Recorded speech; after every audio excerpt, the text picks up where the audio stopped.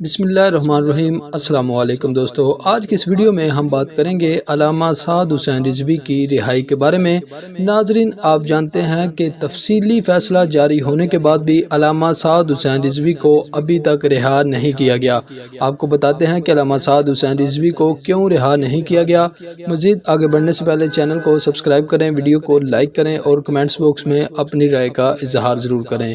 ناظرین، آپ جانتے ہیں کہ کچھ دن پہلے سپریم کورٹ کی جانب سے ایک جو نوٹیفیکیشن ہے علامہ سعد حسین رضوی کی نظر بندی کا، وہ اصلی تھا، اس لیے اطلاعات یہ مل رہی ہیں کہ اس نوٹیفیکیشن کی وجہ سے ابھی تک علامہ سعد حسین رضوی کی جو رہائی ہے وہ عمل میں نہیں آئی، اور تحریک لبیک پاکستان کی جو وکلاء کی ٹیم ہے انہوں نے اب سپریم کورٹ سے رجوع کیا ہے۔